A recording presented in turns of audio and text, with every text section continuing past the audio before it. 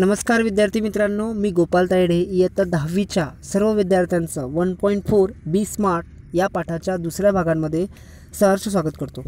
विद्यार्थी मित्रांनो, पहिल्या भागामध्ये लेखकाने आपल्याला सांगितलेलं आहे की जर यशस्वी व्हायचं असेल तर आपली इच्छाशक्ती आणि कल्पनाशक्ती जर प्रबळ असेल, आपल्यामध्ये कन्सिस्टन्सी जर असेल, कंटिन्युटी जर असेल तर आपण आपल्या आयुष्यामध्ये नक्कीच यशस्वी होऊ शकतो, असं लेखकाने आपल्याला पहिल्या भागामध्ये सांगितलेलं आहे।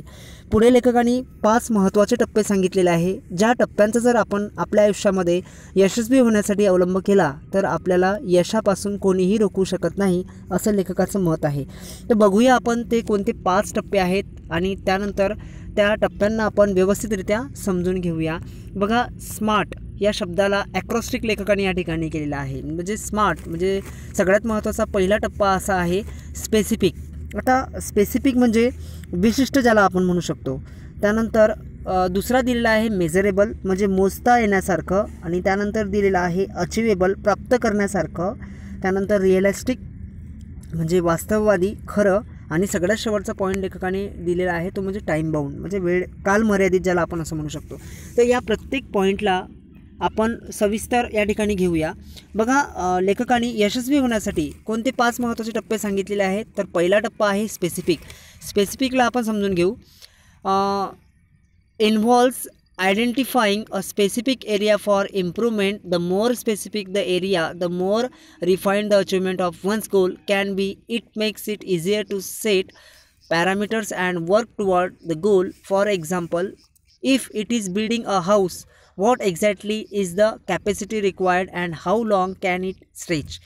लेखक असं म्हणतो, आयुष्यामध्ये ध्येय गाठायचं असेल तर आपलं ध्येय निश्चित असणं आवश्यक आहे। स्पेसिफिकचा अर्थ होतो निश्चित। लेखक असं म्हणतो की आपण आपल्या ध्येयाचं व्यवस्थित मापदंड जर केला, व्यवस्थित जर मूल्यमापन जर केलं तर आपल्या ध्येयाकडे आपल्याला वाटचाल करणे खूप सोपे जाते। त्यासाठी लेखकाने या पहिल्या पॉईंटमध्ये उदाहरण दिलं आहे की आपल्याला जर एखादं घर बांधायचं आहे तर त्या घराची क्षमता किती असायला हवी याचं मापदंड आपल्याकडे असणं आवश्यक आहे। दुसरा पॉईंट लेखकाने दिला आहे मेजरेबल। तर बघा, मेजरेबलमध्ये काय सांगतो लेखक, quantifying goals provide specific ways to track progress against goals. This makes it easy to benchmark performance throughout the goal period, including areas to improve while playing football. One's exact role and position has to be clearly defined. बघा, दुसरा point लेखकाने सांगितलेला आहे की measurable, आपण जे ध्येय आयुष्यामध्ये ठरवलेलं आहे ते मोजता येण्यासारखं असायला हवं, म्हणजे त्याचं मोजमाप करायला आपल्याला महत्त्वाचा पॉईंट आहे की आपल्याला त्याचं मोजमाप करता आलं पाहिजे। जसं की लेखक यामध्ये असं म्हणतो की आपल्याला जर आपल्या ध्येयाचं व्यवस्थित मोजमाप करता आलं तर आपली जी कामगिरी आहे ती कामगिरी अगदी सोपी होऊन जाते। त्यासाठी लेखकाने फुटबॉलचं एक्झाम्पल दिलं आहे। शेवटी बघा, तो असं म्हणतो की फुटबॉल खेळताना प्रत्येक खेळाडूची जी भूमिका आहे आणि त्यांचं जे स्थान आहे ते निश्चित केलेलं असतं, जसं लेखकाने या पॉईंटमध्ये सांगितलेलं आहे मेजरेबलमध्ये। तिसरा पॉईंट लेखक काय सांगतो बघा, अचिवेबल। आपलं ध्येय आपण ठरवलेलं आहे परंतु ते ध्येय आपल्याकडून प्राप्त करण्यासारखं असलं पाहिजे, अचिवेबल असलं पाहिजे ते।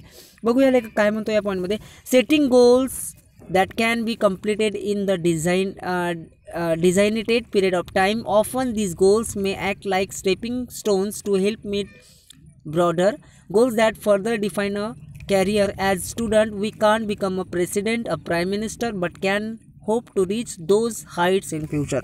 बघा, तिसरा जो पॉईंट आहे लेखक अचिवेबलमध्ये काय सांगतो की अचिवेबल म्हणजे आपलं ध्येय प्राप्त करण्यासारखं आपल्याला असलं पाहिजे, ठराविक कालावधीत पूर्ण करता आलं पाहिजे असं ध्येय आपण ठरवायला पाहिजे। त्यानंतर लेखक असं म्हणतो की आपल्याला जर ध्येय पूर्ण करायचं असेल तर आपल्याला त्या ध्येयासाठी महत्त्वाची कामगिरी करणं आवश्यक आहे। लेखक असं म्हणतो की आपण राष्ट्रपती किंवा प्रधानमंत्री तर बनू शकत नाही, परंतु आपण एखादा सामाजिक कार्यकर्ता बनून आपल्या ध्येयाकडे नक्कीच वाटचाल करू शकतो, असं लेखक अचिवेबल या पॉईंटमध्ये आपल्याला सांगण्याचा प्रयत्न करत आहे। चौथा महत्त्वाचा पॉईंट लेखक असं म्हणतो रिअलिस्टिक। आपण जे ध्येय ठरवलं आहे ते वास्तववादी असलं पाहिजे, ते खरं असलं पाहिजे। त्यासाठी लेखकाने कल्पनाशक्तीचा वापर कसा करायचा हे सुद्धा या पॉईंटमध्ये सांगितलेलं आहे। बघूया रिअलिस्टिक या पॉईंटमध्ये लेखक काय म्हणतो, it is important to create goals that are within one's current skill set or area of expertise. Building expertise takes time, so expecting to become an expert in a short amount of time is unrealistic. Being realistic will make it easy to be successful at attaining goals. If defensiveचा अर्थ होतो बचावात्मक. If defensive and not aggressive, the goal perhaps lack realism. We must have to clear picture to mind and must have the ability to adhere to that picture. लेखक असं म्हणतो की आपल्याला आपलं ध्येय निश्चित करणं खूप महत्त्वाचं आहे. त्यानंतर आपण जे ध्येय ठरवलं त्या ध्येयाला आपल्याला वेळ द्यावा लागेल आणि त्यानंतर कमी वेळामध्ये जर आपण आपलं ध्येय पूर्ण केलं तर आपल्याला नक्की यश मिळू शकतं. त्यासाठी लेखकाने आपल्याला एक महत्त्वाचा मुद्दा या ठिकाणी सांगितलेला आहे की आपण कल्पनाशक्तीचा वापर जर केला तर आपण आपल्या ध्येयाकडे नक्कीच लवकर पोहोचू शकतो आणि त्यानंतर आपल्या ध्येयाचं जे चित्र आहे ते आपल्या डोळ्यासमोर असायला पाहिजे असं लेखक या ठिकाणी सांगतो. शेवटचा आणि सगळ्यात महत्त्वाचा पॉईंट लेखक सांगतो टाईम बाउंड. आपल्या जीवनामध्ये वेळेला खूप महत्त्व आहे असं लेखक म्हणतो आणि ध्येय गाठण्यासाठी सुद्धा आपण ते ध्येय गाठायच्या अगोदर व्यवस्थित वेळेचं जर नियोजन केलं तर आपल्याला यश मिळते असं लेखक म्हणतो. यामध्ये लेखक काय म्हणतो बघा, time bound establish time parameters around each goal as it will help increase focus and accountability to reduce weight. We know how to go about it, but without consistent time bound action it never become a reality.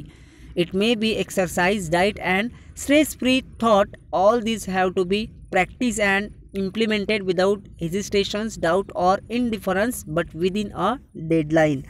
बघा, शेवटच्या टप्प्यामध्ये लेखक आपल्याला असं सांगतो की प्रत्येक ध्येयासाठी आपल्याला वेळेचं नियोजन असणं आवश्यक आहे.